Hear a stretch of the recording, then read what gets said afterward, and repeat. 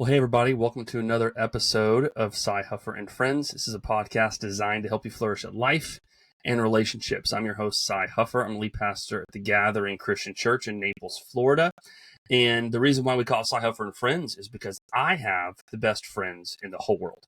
And I believe that my friends make me flourish in life and relationships. And so you hearing from them will make you flourish in those areas too. Like, I'm trying to literally share my best friends with you all.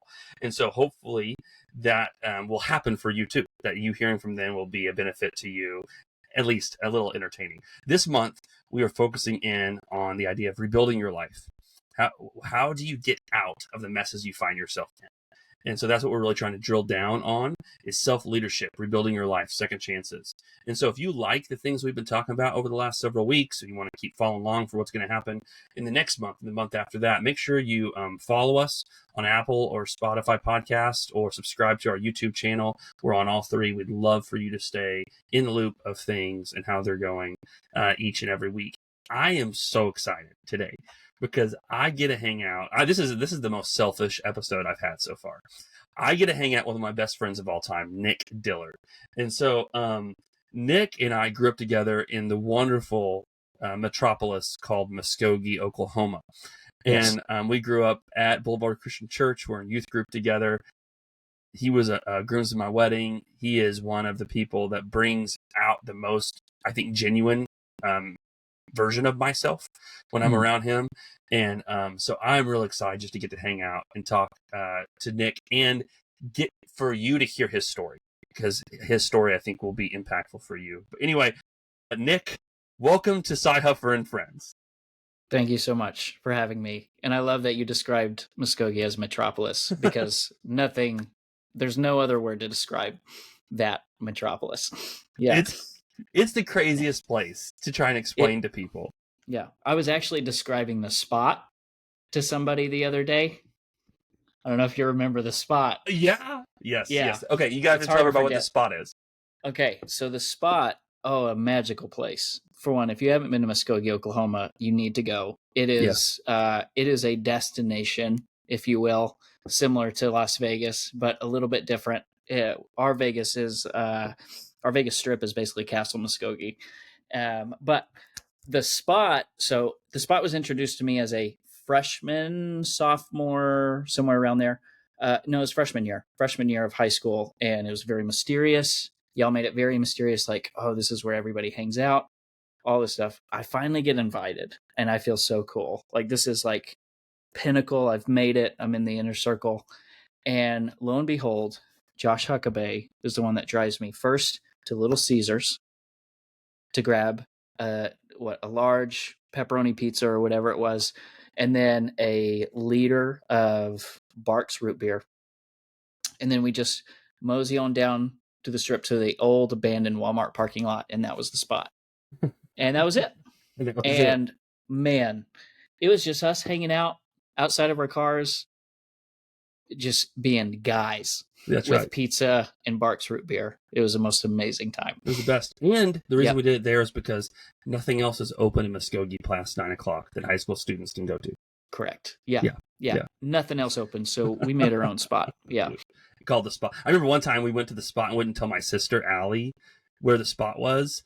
And so we lost her at Taco Bell. And we drove around and lost her. And then we went to the spot and we didn't tell her. She didn't know that it was literally 100 feet that, to the right of Taco Bell. And she was so mad when I got home. She was like, I let you hang out with my friends all the time.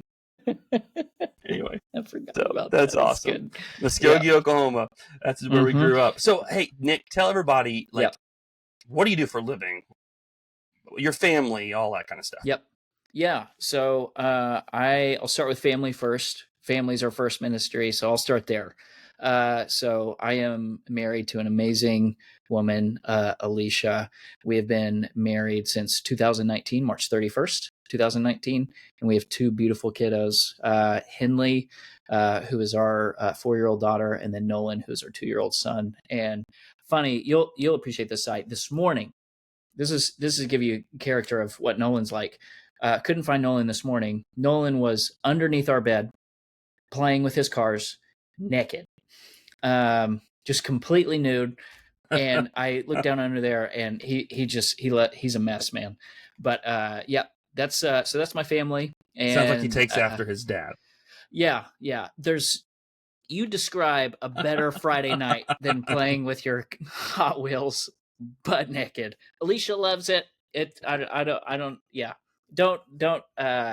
She'll probably deny it, but that's okay. That's okay. Yeah, best Friday night. Anyways, so that's my family, and then I also have the pleasure to work at a church based out of Edmond, Oklahoma, called Life Church, and I get to lead our filmmaking team there. So 9 filmmakers on staff, and about to hire a 10th filmmaker.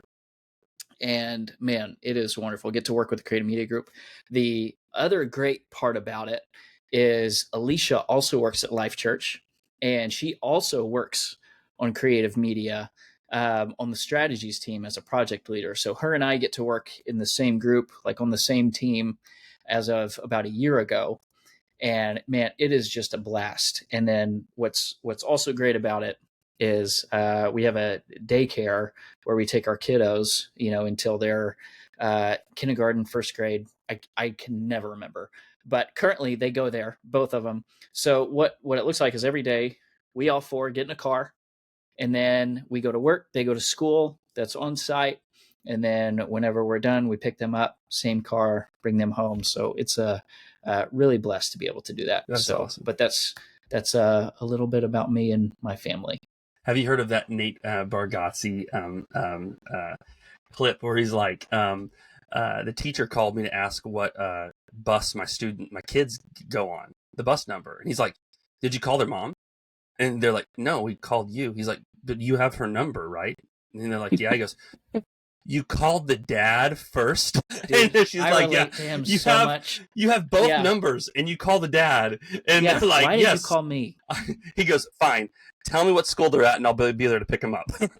Dude, legitimately, man. To this day, if anything school related, just ask if you're going to ask me, you're going to get the wrong answer. Just call their mom. Now, the other thing I want to ask you about your work, because I didn't realize that she was on the staff now and doing that role. So is there times where she's project managing projects you're on, so she gets to tell you your deadline's this date, I need you all to have this stuff done by this Friday or next Saturday? Kind of, yeah. Okay. So yeah, yes and no. So I'll get into. So her job as a project leader is basically she's kind of more of an admin for creative media as a whole.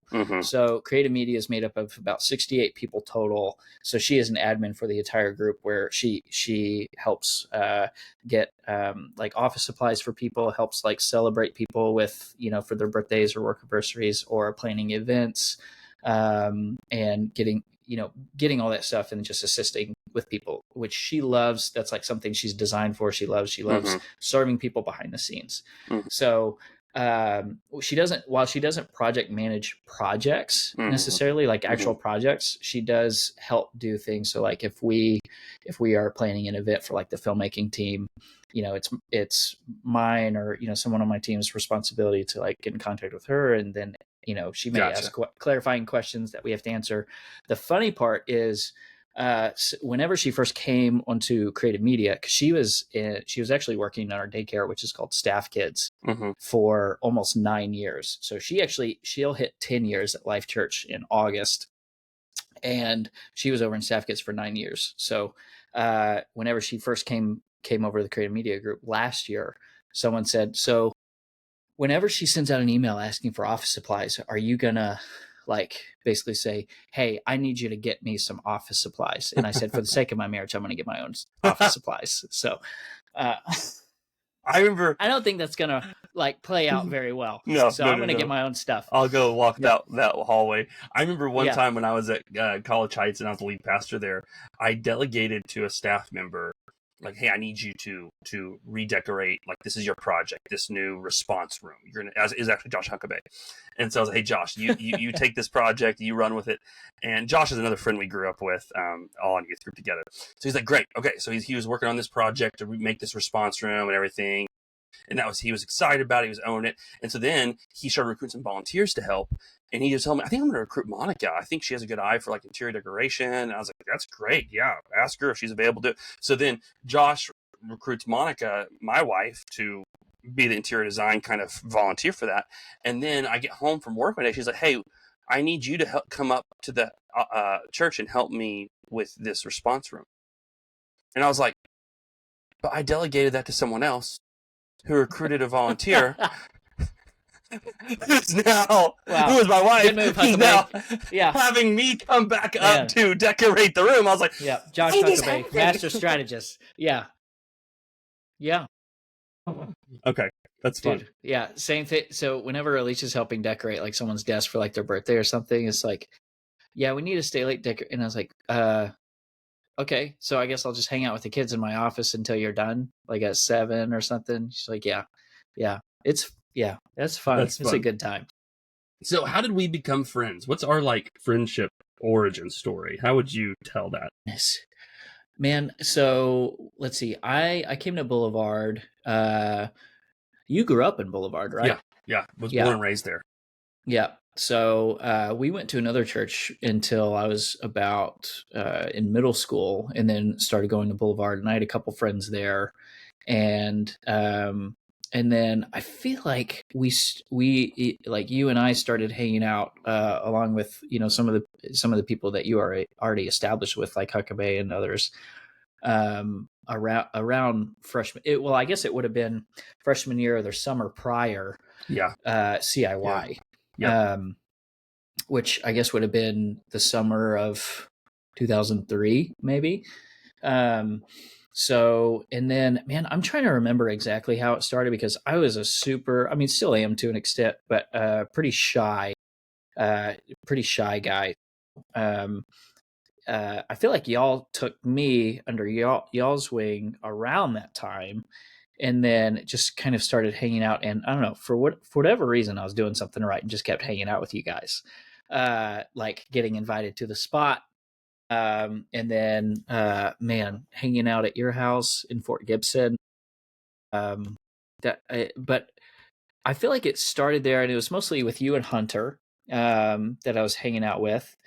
And I don't know, I don't remember like one specific instance where it's like, oh, it just clicked. It was kind of a gradual thing. And eventually it became like, oh, these are like some of my best friends. And what I remember about that, like, man, I can,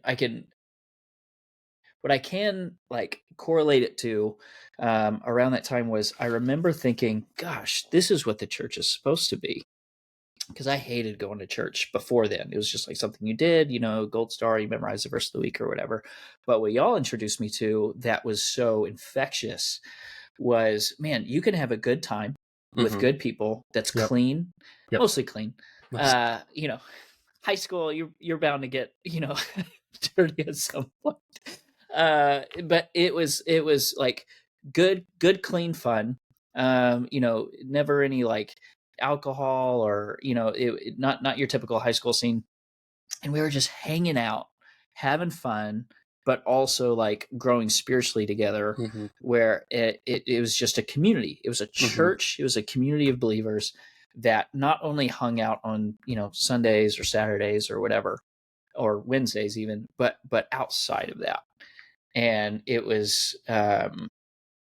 I actually think about it quite a bit. So I don't know if I've told you this, but when I think about like any success that I've had, because a lot of success people have can obviously be contributed to the competency in their own field, but it also people skills, emotional intelligence, all those different things can be derived back to that point where I was hanging out with you and Hunter and Huckabee and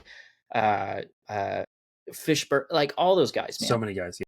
Where it was just like good community where we knew how to like get along with each other, and it kind of taught me how to open up and hang out with people, and just kind of like broke out of that shell. So I can actually contribute a lot of my stuff all the way back then, where if I wouldn't have had that, I honestly don't know where I'd be. It would have been much different, I think. Totally. Well, and I think one of the things that made that youth, it was a youth group. I mean, it was a high school youth group, and which roll the dice. Your kid's getting one. It could be awful or amazing.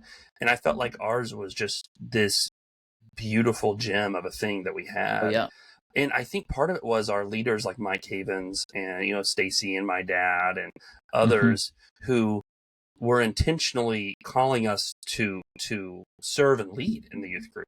And so like, it wasn't just that we had this community, but we all had purpose. We all had like a role to play.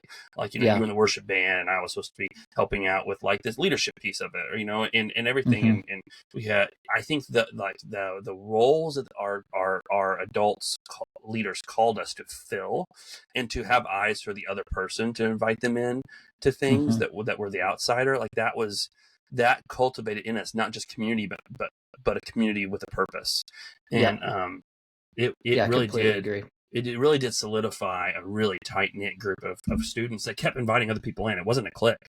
Like, I think we kept, hey, you belong here too. Hey, you belong here too. I think about that a lot, how we were all empowered, and all the things that I think our youth group, all of those guys and gals are doing now is proof of what they did then. The thing that I've described to multiple people actually was the fact that I didn't have the language for it at the time, but you hear it so often nowadays of having a healthy culture, whether it's in your church, in your business, organization, nonprofit, whatever the case may be, even your family. But we had such a healthy culture where like you felt it. And I at least didn't have the language for that at the time, but very much what you said of, there were no cliques. It was like everybody was, it was incredibly rare, I think, what we had. Even what you're saying, I think a huge testament to that was the fact that you had leaders in the church, adults, created the culture, but also gave away responsibility to, individuals like us, like you, where it was like you had tiers of people where I was not like, I was learning from, Mike Havens, right? I was learning from him, obviously, but I was also learning from you guys. It was, tiered and layered. And some of the most influential stuff that I learned was from you guys because we were so close, right? It's just it's a different thing. Yeah. Yeah. That's cool.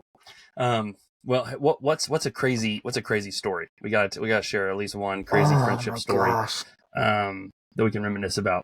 Yeah. So many come to mind. I don't even know where to start. We have wake up calls. We have the chicken and gorilla costume.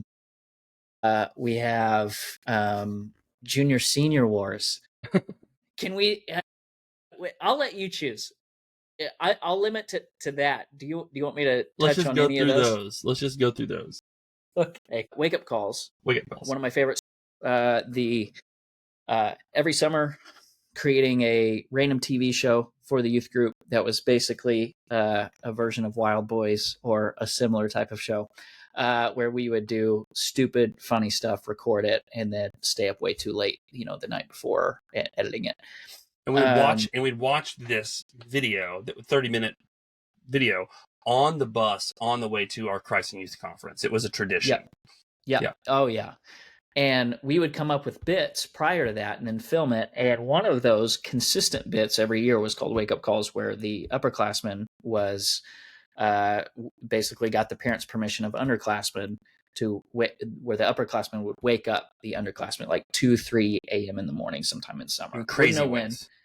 Crazy ways. One of the most crazy I got to be a part of as a recipient, that would be waking up with 3 bodies on top of me in my bed, and then wrapping me in like some sort of sheet or blanket, carrying me out and throwing me into the bed of a truck, still 2 or 3 bodies on top of me, and then driving around for 20 minutes. Come to find out, it was like basically in a circle, and we went 2 blocks over to our friend Hunter's house, who had a pool. And then which I have to interrupt. We get you in this sheet, right? And we're all dressed up like crazy things. I don't even remember what it was, like a nun or a cop or Minnie Mouse, and just crazy costumes. And we're driving in the middle of the night through this neighborhood, And Nick, you just keep yelling the craziest things because you know it's us. But you're I like, do. Mama, I need my mom.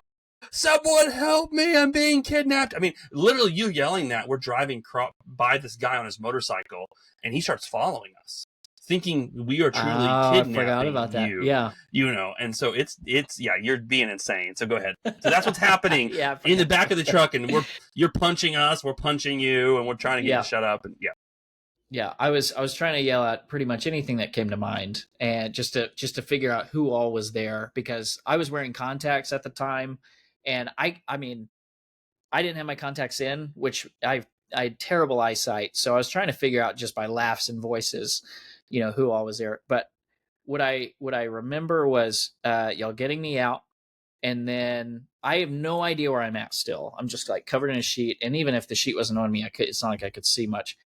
But I hear someone say, "Okay, throw him in," and I'm like, and then all of a sudden, gravity just takes over, and I feel my butt sink in this really cold water, and threw me in a pool. The cool part was I felt super special because I feel like that was one of the more major wake up calls. It was that I got to be a part of, and I got to hang out with you guys at Hunter's house reviewing footage. Yeah, the whole captured night. that same night. Yeah. So that was one of the crazier ones. Special. Yeah. And then that same Christ in Youth, the CIY camp, I don't even remember why we did this, but we got the chicken and a chicken in a gorilla costume, and then me and Hunter just randomly during lunch. How many people would you say go to CIY? Oh, 1,500, 2,000. Yeah. Okay, so around that many people, like in a cafeteria, ish, and I'm in a chicken costume, which this like. It was really perfect that I wore it because, man, I'm such a skinny kid, didn't have anything on my legs, and the costume stopped at the genital area. And it had socks that would resemble, a chicken's feet, but it went like up to where like shin guards would go. It was terrible. So I was, I don't know, I was strutting around and with my chicken legs, and then Hunter in a gorilla costume. And we just walked around and just got a lot of attention. People asking us to sing them happy birthday. Yeah. It was wild. And our friend, someone stole the gorilla head off of Hunter, like a high schooler. No, it was the chicken head. Oh, the chicken head. I remember they stole it off of me. Yeah. And we have a friend named Big Nate, who's 6'5", 400 pounds. And I've never seen Nate move faster than a stroll. Dude took off. And he took off sprinting. Yeah. All of that force to get that head back. And they dropped it and ran off, and he got the head back like this. And I didn't see it, but what I heard is your sister clotheslined the guy. Really? Yeah, your sister, like, in a field, apparently just boom. And, like, dude, like, flipped or whatever. It's all hearsay. I didn't see it. But knowing Allie, I know she could take down a guy if she wanted to. Yeah. That's so funny. It was super fun. Yeah. When was the last one, the story? You want to do that one? Senior Wars. Junior Senior Wars. So it was Junior Senior Wars. So you could probably, from the title, you could probably gather the fact that Junior Senior Wars was when juniors and seniors during homecoming week would have wars with each other. And some of it was pretty extreme. Some people would like paintball people's houses or egg them. We didn't do any of that. But Cy, going to our school, Muskogee High, said, I live on 4 Mile in Fort Gibson. No one's going to come out and get me. So me and Hunter, which was a junior and a senior, which, made no sense, decided like, well, we need to do something to Cy since he said no one's going to get me at 4 Mile. We didn't have any plan. No plan. We stopped at a gas station or a convenience store or whatever on the way to his house. And then we picked up 2 cans of not tuna. It was sardines. 2 cans of sardines. And I think the third was just KY jelly. Because why not? We're, junior, seniors in high school. Pick those up, and then we go to your house, and where you lived at the time, no one really came out there, and we thought he's probably going to leave his car unlocked. Sure enough, correct. It was unlocked. So what we ended up doing was we put KY on the windshield wipers, and then the door handles. And then here's the genius part. And this was not my idea, so I can't take credit for this genius part, but one can of sardines that was hidden, but where you could easily find it. Second can hid much more deep into the car, and both cans were off. And the idea was, if Cy found one, he would think found it, wouldn't look for a second. And sure enough, I think that's what happened. My favorite part was at the time in youth group, there was a particular girl you had a crush on.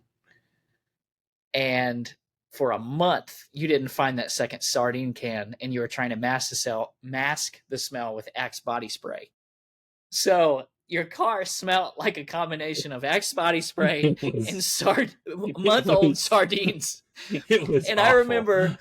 I remember pulling up to youth group meal, and this particular girl came out of the car that you given a ride to, that you were trying to, court, impress, whatever, woo on some level, and she is just like gasping for air, and you go, man, I don't know what the deal is. It's been a month since I've cleaned, and I still smell sardines. And you're saying this while you're spraying Axe body spray that lives in your car. It's like an Axe commercial.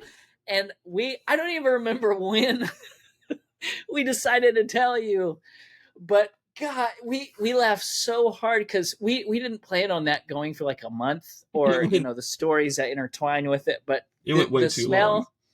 Anytime I smell Axe body spray, I think of two things: sardines and Cy Huffer. So every time you go to middle school ministry, that's what you think. Junior high, that's pretty much what I think. Yeah. It transports me back to that. Oh, that's so funny. Yeah, it was really Those good. are the similar stories I was thinking of. There's other ones, but we won't share right now. So. Yeah. No, episode 2. Episode 2. We're spending a month talking about rebuilding your life after it feels like it's falling apart. And you went through a season like this in your life. Can you? Are you willing to share with everybody like what happened? Like what happened in your life that took you to a really bad and hard place where you needed to rebuild? Yeah, absolutely. So I'll condense a little bit, and we can. Cy, feel free to unpack any certain parts that you feel like would be useful. But I started working at Life Church in 2012. And then for me personally, and I you might feel this on some level, Cy, but like particularly, I think like in the church world, and then maybe even in like the Bible Belt, there's the single people can feel a little bit of pressure of like finding that person, getting married, and it's there's a absolutely. I don't want to it's not necessarily a stereotype, but you can feel that in those particular parts. And I remember thinking like, man, I really want to find my wife. I really want to, I want to find that partner in life to do ministry with and things and companionship. And I ended up marrying someone in 2015. So someone that I had a little bit of a history with, and we had certain differences in play, and some of those I thought like, oh, not a big deal. I was 25 at the time. And I thought, oh, I don't think these are like big red flags. Her and I, everybody has differences, right, in relationships and marriage and things. But these particular differences, I thought, oh, we could probably work these out. And what ended up happening was we got married 2015. And I feel like not shortly after that, things started going downhill, where those differences started coming into play that were like what I thought were little problems became big problems and magnified, because I think that's what marriage does, is it magnifies a lot of things that you might feel small. And it started becoming big things, and it got to the point to where we went into counseling. So we went into counseling, and then counseling was very strange to the point of like we ended up having like 2 different counselors.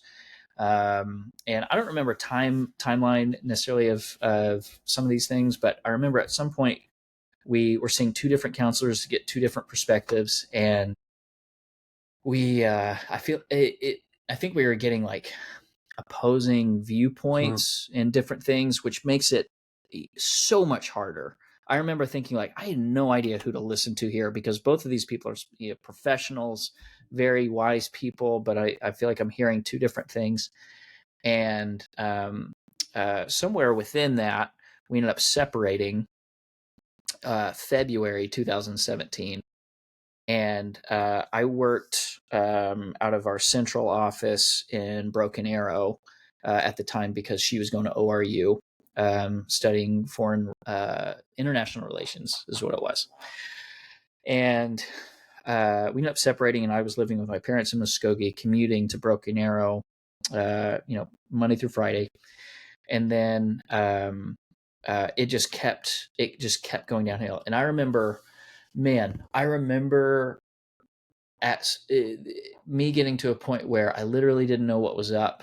I mean, people talk about like, oh, I felt crazy. And I legitimately did feel this way for a long time, of like, man, I feel like I'm hearing two different things, and I don't know what to, people like, we obviously talk about like fight for your marriage, but this feels different.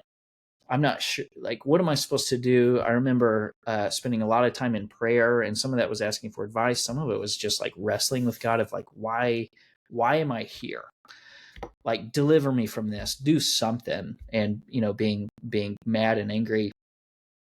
And I, what ended up happening is, in July, I stepped away from Life Church, July 2017. So again, we separated in February 2017, and then mid-July, I stepped away from Life Church. I just wasn't in a position where I could barely minister myself, let alone other people, So I stepped away mid-July, and then we ended up getting officially divorced late July. And it was the most, again, like I didn't know which way was up. Like, the bubbles could have gone any different direction. I wouldn't know where the surface was. I couldn't make heads or tails of anything. And I remember people telling me at that time, like, hey, please don't use this as an excuse to like dive downwards, get into like bad things, or, step away from God or the church, or, whatever the case. And I remember actually saying like, no, just the opposite. I want to do this I want to use this to get healthy, because it's been a long time since I felt like I was healthy. And we ended up getting divorced end of July 2017. And I remember that, like, it was a weird feeling, because it was like, now what? Because I was literally starting over. I was starting over in every sense of the word. Career, with job, and like, do I even want to do this again? I didn't get a degree for filmmaking, so it was like, I put all my eggs in this basket. I have nothing to fall back on, so I might have to like relearn something else. I had no money and no place to live. I was literally starting over in just about every way, every major cornerstone of what it means to start over. So a buddy of mine knew a person that co-owned a production company, and ended up reaching out to him saying, hey, this guy, he's, really talented, when it comes to filmmaking and things. And, he's looking for a job. And this particular production company reached out to me a couple of times even before then. So we already had like a kind of relationship and things. And my instant thought was survival. Looking back on it, I think I wish I would have taken a little bit more time to like process things, but it was 2 or 3 weeks in between. It was basically, so I left mid-July, Life Church, got divorced end of July, and then August 2nd started my new job at the production company. So it was very fast, or what felt like very fast. And I thought, well, I need to like move on. I need to like, I'm in survival mode. I don't want to go all this time, I just need to like grit my teeth through it and get started. And then because I had no money, I lived with the same buddy that reached out to his friend that co-owned this production company, let me live in his house rent free for a month. So he was very definition of the church, in that time, and just instrumental. And Fun fact, he still like jokingly makes fun of like how he would always come home and I would be there with a Totino's pizza, some Haribo gummy bears, Dr. Pepper watching The Office. So that was my routine and rhythm. So that was my kit, You can get a spiritual director or Totino's Pizza, Gummy Bears, The Office, and Dr. Pepper. $2 Totino's Pizza, much more affordable than some sort of spiritual director. Yeah. Yeah.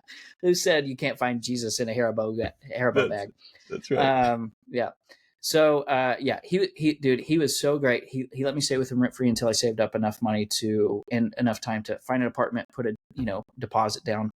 And when I moved into an apartment, it was by myself. It was the first time I lived on my own. So I would say I think it's always helpful to be able to, have some sort of alone time, and maybe if you have the opportunity to live on your own, so that you can figure out what that looks like and kind of know yourself a little bit better. So that was really good.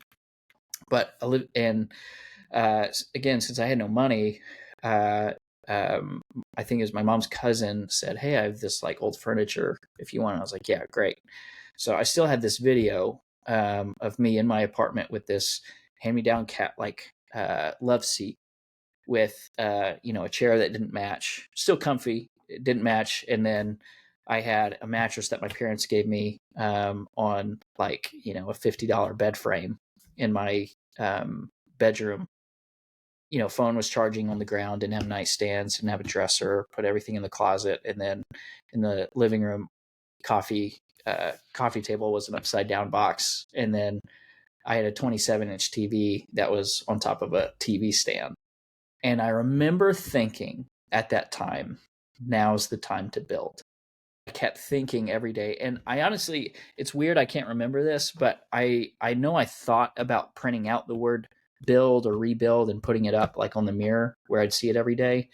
I can't remember if I did that, but I know without a shadow of a doubt that every day that's what I thought. It's time to rebuild.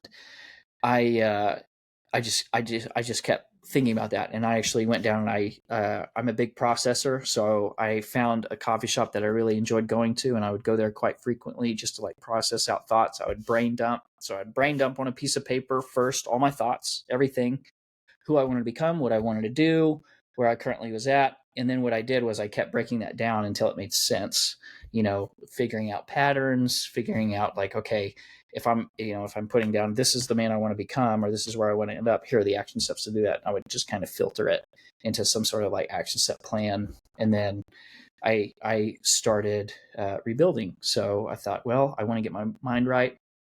I want to get my body right. So, I got a gym membership, would go there frequently. I remember I wanted to, build my mind and my heart. So I kind of like wrote out a development plan for me and what that meant over the course of like a month or 3 months.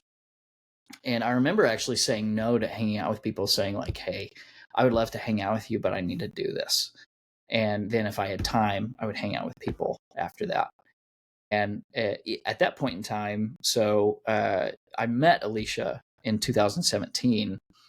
And prior to that, I remember thinking like, I'm not going to jump into anything. I know people can do that. I know people do end up doing that. I don't want to do that. I want to like be very strategic and intentional about my time here, where I don't want to jump into anything because I'm trying to fill some sort of hole. So that's what like the development plan was for, to try to get me ready and, have some sort of like vision of this is where I want to go and here are the steps to get me there. And I want to stop you real quick, because I think this is the season where, if I can be, real and frank on this podcast, like, I think us guys, like, we didn't know this was going on. Yeah. Didn't tell anybody. Satan was attacking you with immense shame in this season. You want to talk a little, because like, I didn't know you had gotten divorced until I saw a picture of you with Alicia. And I was like, that's not. She's new. She's new. Yeah. Something has changed. Different. Yeah. And I remember calling you and you saying, I've been full of shame. Is basically what you told me, right? Yeah. And so I don't know if you want to unpack that a little bit, just like the deafening feeling of shame that comes from hitting rock bottom and saying, I got to rebuild. Yeah, the man. So I remember I deleted my Facebook and Instagram. And when I say deleted, I mean I deleted it. I did not deactivate it. That's what most people think, because I wanted to start completely over. If I was going to start completely over, I want to start completely over. So I deleted everything. And I also didn't want it you know, understandably people care. They want to ask questions like, "Hey, how are you doing?" People are curious. And I didn't want to deal with that. I just wanted to move forward. So I didn't tell anybody. And it was, I also, I mean, I did feel shame because I felt like, I think divorced people can feel that, especially if it's like, well, technically she didn't cheat on me. So like now I'm living with, this internal thing of like, gosh, or, you hear sermons like fighting for your marriage. And then you question yourself, like, did I fight hard enough? Did I fight long enough? All these different things. So it was me dealing with that for a long time of like, did I make the right decision? Because it was technically it was me that filed. So I had to live with that. I had to live with that decision because I'm the one that did it. So it was this constant, did I make the right decision? How am I supposed to deal with this moving forward and stuff? And it took a while. I mean, that was 8 years ago. So I read an article on Divorce from Bible Project a few months ago that I held off for several months reading, because I still feel it sometimes. Like, I don't know if I'm really ready to deal with maybe some sort of extra consequence I didn't think about, or conviction.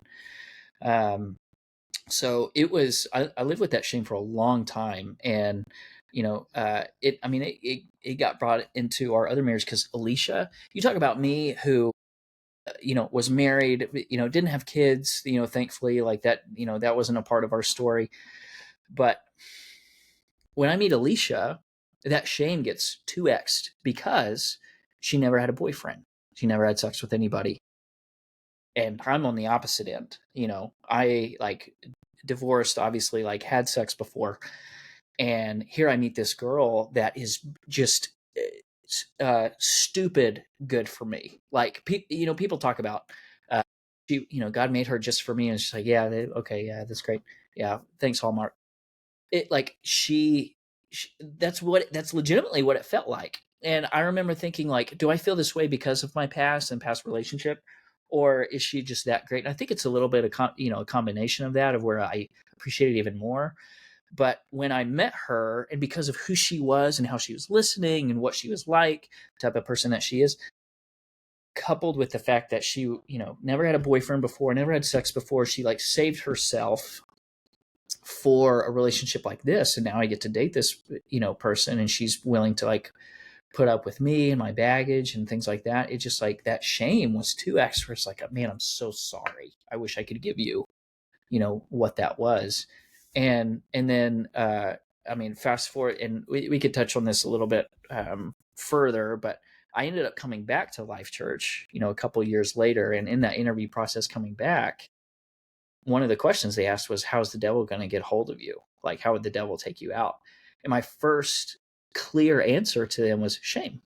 Of course it would be shame. Even walking in here today for this interview, I feel that, because the first thing I think about is my perception of other people's perceptions of me, because not everybody knows the story. Not everybody's going to get all the details or anything. So they're going to like, fill in the gaps with their own opinions or, assumptions and things, which I do the same thing. I can't blame them for that.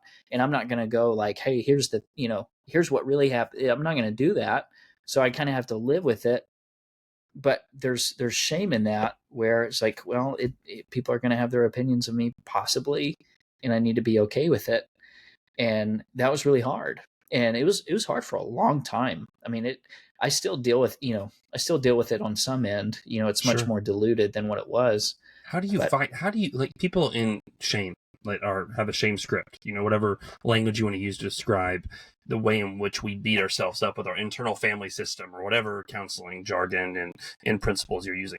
How did you personally fight the attacks of the enemy? I mean, I think our enemy, he's called the accuser. Like, Mm-hmm. he Yeah. whispers in our ear and he accuses us. And it's not necessarily wrong. He's not, you know what I'm saying? Like, he's accusing us of things we've done. No, he's wrong is when he's trying to accuse us that that's who our identity is. That's Right. who we are. That's Yeah. one of our values at the gathering is that your past does not define you. It Mm-hmm. impacts you, Mm-hmm. but it doesn't Mm-hmm. define you. So how did Yeah. you personally fight those attacks of the enemy? Mm-hmm. So it basically came down to just me just continuing to push forward in the sense of I know God called me here. I know he called me to do what I need to do, and people may think certain things, but I just need to keep doing what I'm doing and trust God with the rest. And I know that's insanely churchy. I know it's something that people have heard before, and I understand, like, even if people are listening to this and it's like, yeah, I get it, I get it, Nick, I've heard it before. But that's essentially what it was. It was like, okay, I know, because whenever I came back to Life Church, the funny part was, me and a friend of mine were basically competing for the same job, and he it was for a worship filmmaker job, and he was already like doing some contract work for that. So I was like, man, fat chance, he's already like basically in the job. And I knew he had a good relationship with worship pastors. Much more, he's very charismatic. He's uh, he's a great people person, really funny. I mean, uber talented. Uh, and eventually, like, I ended up getting the job. And even when I came back, I not only wrestled with like the shame and my perception of other people's perceptions of like what happened, but also I'm also wrestling with this. Oh, do they wish he got it instead of me? Mm-hmm. Like Yep. that type of thing. Yep. And that was something I was wrestling with at the same time. So it was Yep. really hard. I Yeah. mean, for multiple reasons.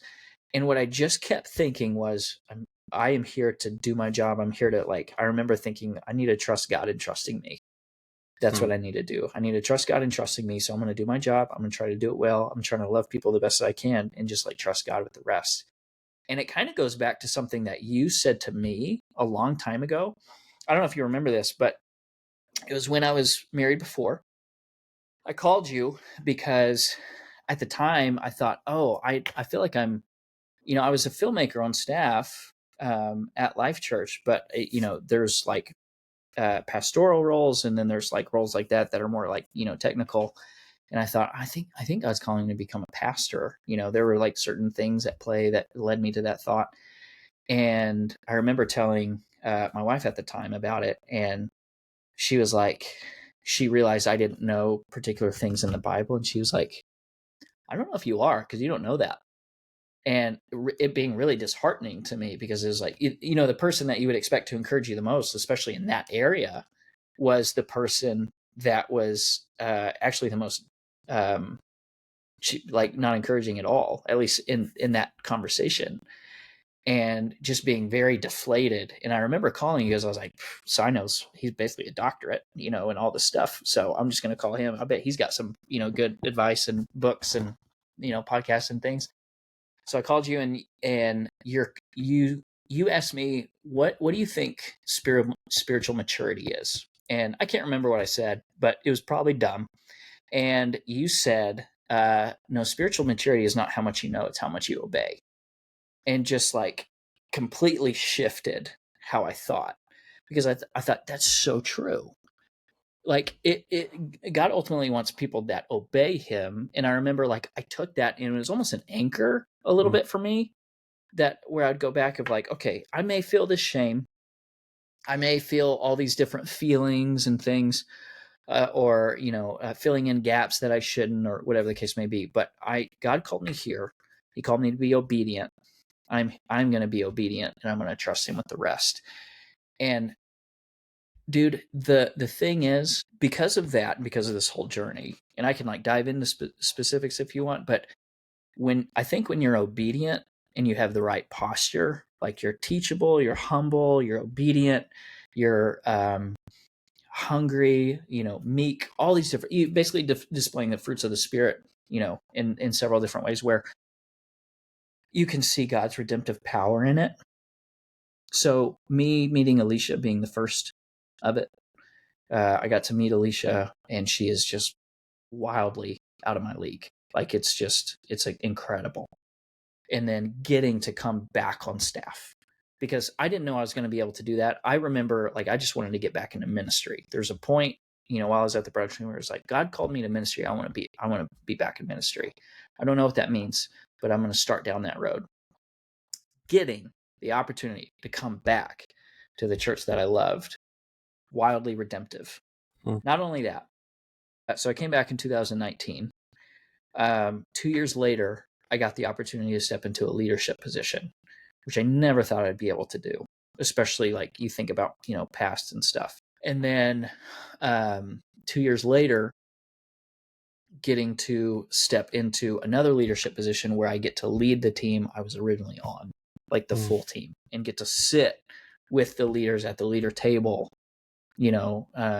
It's wild to me. I think about it every week. Every week I think about it. And then not only that, but then getting to, I think about like that first, that apartment with like the old furniture and stuff. And, we got to like move into a really nice house that was, and by nice, like not big, it was just nice. And then we recently got to sell that. And because of just through some strategic, finance moves that we were able to do, and then God's faithfulness, we are now moving in July into a house that we'll be in for years, that we never thought we'd be able to afford or get to be in. And what this is in a neighborhood with several families from Life Church with kids that are Henley and Nolan's ages. And then they're going to get to go to an elementary school with a bunch of those same kiddos and families, where it's going to be like staff kids, but in elementary school. Yeah. And it's all redemptive. And, some of that's like material things, I know that won't be a part of everybody's story. No. But it that doesn't mean that God can't be redemptive in their own story whenever they choose to rebuild and, put God as the spearhead of it. Because they're going to get to see their own, because God's a tailor. He tailors everybody's stories based on their past and their relationship with him and stuff, where if you copy and paste what he's done for us to somebody else, it's going to have less of an impact. Yeah. So I think whatever, he chooses to do in someone else's work as a redemptive part of like them rebuilding themselves in their life, they're going to feel that in their own specific particular way, because, God's a God of the one. He leaves the 99 to go to the one. So he's going to like package a redemptive story based on, what would be a big impact to their life, to that individual. Yeah. Thank you for sharing all of that. To be honest, man, I remember calling you when I saw you with the new one on Facebook. Yeah. 2.0. Like, what's going on, and you telling me, and then, there's this girl, and I'm like, this seems soon and new. And I remember going to Chili's, because that's the only good steak you can get in Muskogee at the time. It's true. And so we go to Chili's for dinner that night with me and Monica, and I think you and Alicia were engaged. I don't think you were married yet. Is that right? I'm pretty sure. I'm pretty sure that's true. Yeah. Something like that. Yeah. And I remember leaving, and I saying to Monica in the car, I was like, sorry, I'm going to get emotional. That's my friend. I've not seen him. And your eyes were different. Like, there was a light in your eyes, and it wasn't just the girl. But you were you again. You, and you weren't just like your old you. You were a new version of you. But it was beautiful, and I was so moved by who I saw that night at dinner, and I'm so freaking proud of you for the fight that you've put in at life to get where you're at today with your beautiful wife and kids, and what you're doing for the Lord. I cannot begin to express just how proud I am as a brother in Christ of the hard work you've done through the suffering. Thanks, Si. So I love you, buddy. Thanks, man. I love you too. I appreciate you saying that. So one of the things that I say a lot is that you are a product of the relationships you surround yourself in with the habits you form and the decisions you make. Mm-hmm. How did those three play a role in rebuilding? And you can speak to one, maybe, you've already kind of talked about some others, but yeah. Can you say the three again? The relationships you surround yourself, Yep. the habits you form, and the decisions you make. Yep. Community's key, right? Having people that support you and stuff. There are, I think people without community can probably grit their teeth through some of it, right? They're a different, people are wired differently. So maybe somebody can do that for longer than others, but having a community is just uber important for sustainable growth. Yeah. Because even in that season, it wasn't necessarily that I was your community, but you had found a few other people locally. Yeah. During that season, because you weren't alone in that rebuilding season. Correct, man. I had two friends. One of them was actually Aaron Newberry, who I talked to quite frequently on the phone. So while we were separated, I would call two guys, who one of them being Aaron, who would just be like, if you need to talk, just let it out.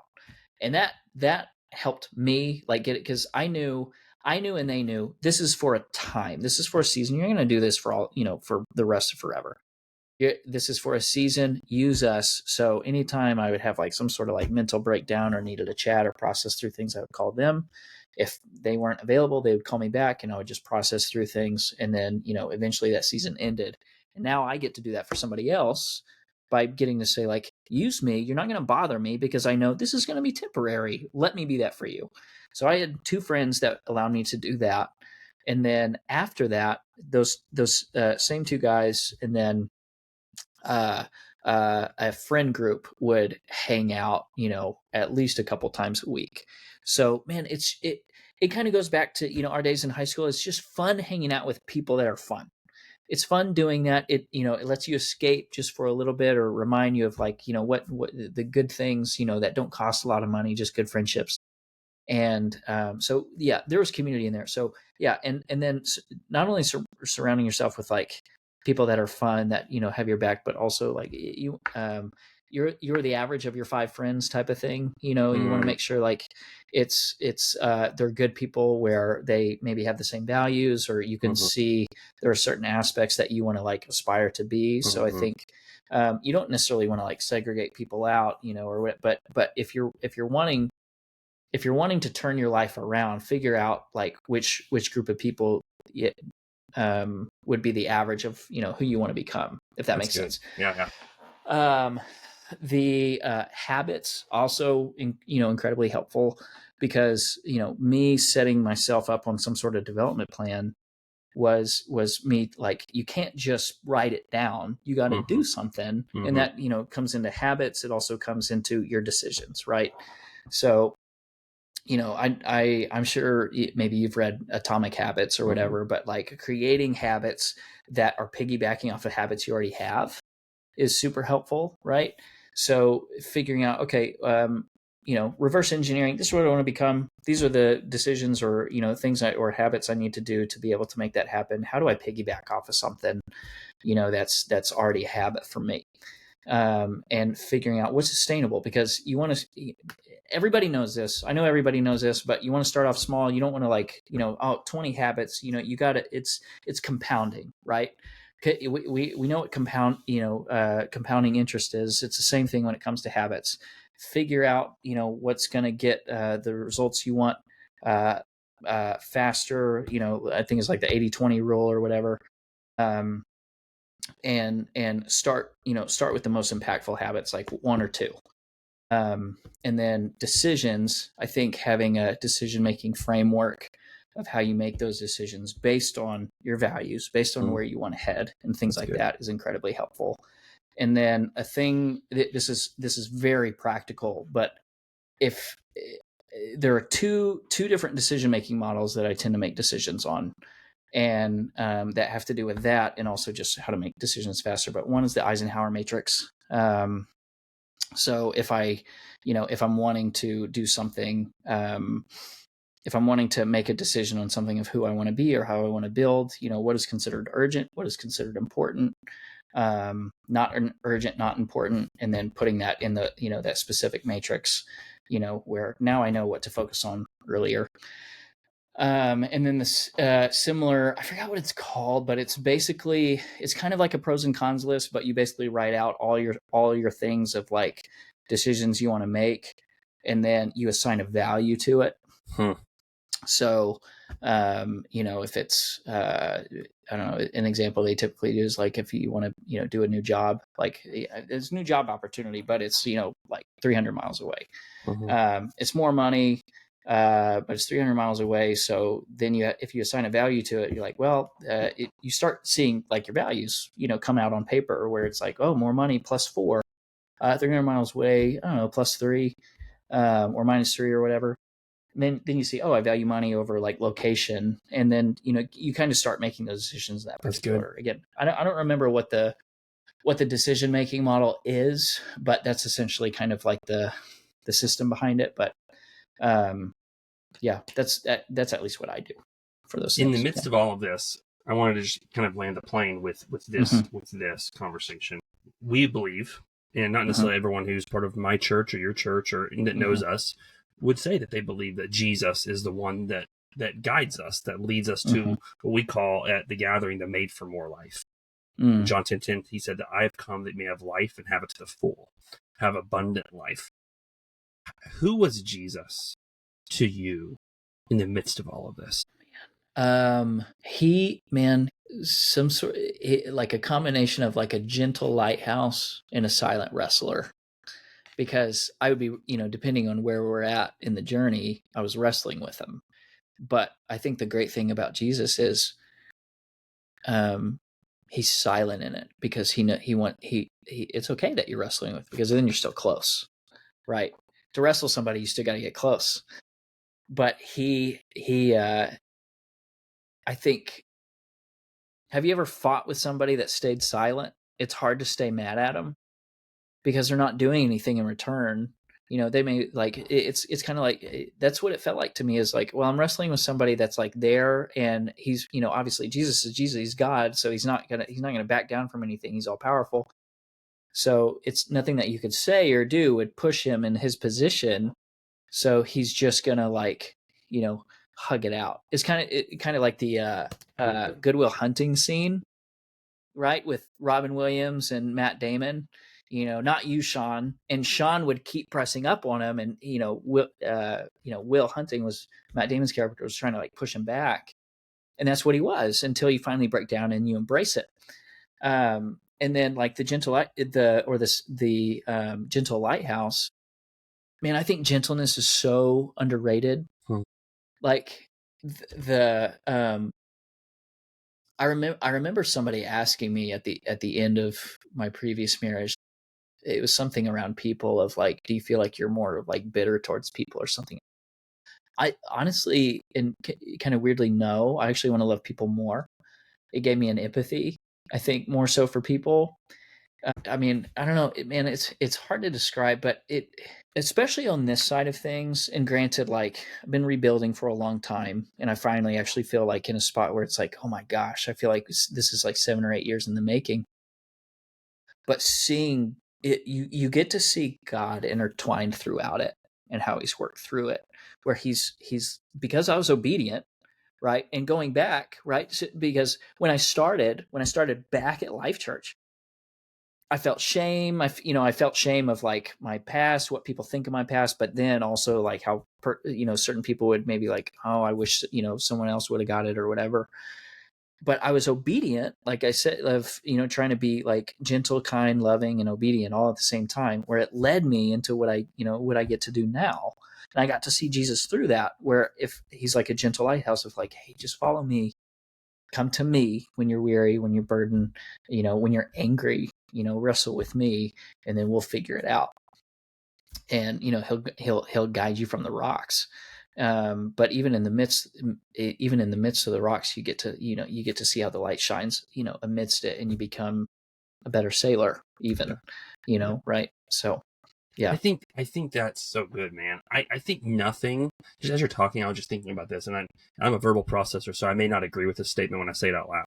So we'll see. But I think that nothing outpaces a long obedience in the same direction.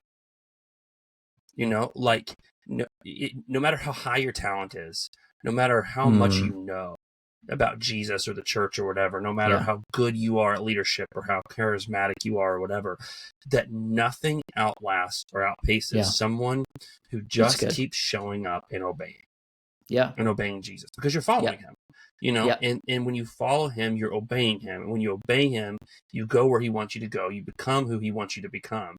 And you might be misunderstood by lots of people. I've been there before. You might several people question your integrity or decision that you made. That sounds like a lot of what you were wrestling through.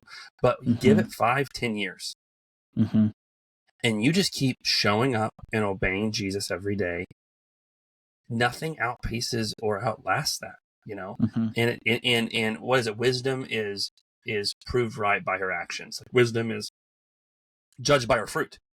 And people may question what you were doing at the time, but if they see you keep showing up day after day after day and doing the obedient thing, that long obedience, as Eugene Peterson talks about, in the direction towards Jesus, I think it outpaces and outlasts most everything.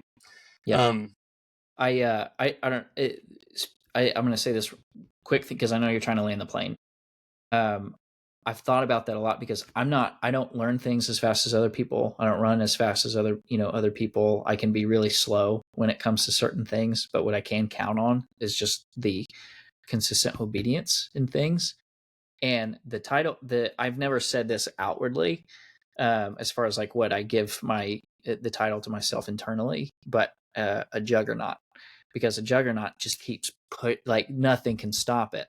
And a juggernaut doesn't have to be fast. It can be a slow juggernaut, but you can't stop it. And I think that's the thing with obedience, right? In Christ, is it makes you a juggernaut, because nothing is ever going to stop you. You may think you're going slow, but things can go a long way if you never stop. If that Energizer Bunny moved slow, but he kept going, he'd go around the world several times over. Yeah. Yep. I love that. Well, I'm gonna let that be the last word of advice that you give. It's good. Well, dude, thank you so much for giving me and us your time and ultimately your story. I don't take that lightly, and I know people will benefit. I love that verse where this crazy story about a dragon and a baby being born, Revelation 12, and you have the enemy who looks like he's going to devour the kid, and the whole church is going to be undone at the point. And it's that short little phrase. It's a lyric in a song. We overcome him by the blood of the Lamb and by the word of our testimony. And I believe that there are going to be people that listen to this that are able to rebuild their life, and will have the courage to start over because of your testimony and you sharing that. So thank you for doing that. Yeah. Thanks for asking. Absolutely. Love you, man. It's been so fun. Love you. Hopefully you all have enjoyed listening to me and Nick reminisce and catch up on life and share his story with you. Again, if you like what you're hearing, follow along. We're trying to do this each week to try and help you to flourish at life and relationships. So follow us on Apple or Spotify, subscribe to our YouTube channel. We'll have more episodes dropping over the next several weeks. And always remember that you were made for more, so don't settle for anything less. Have a great day.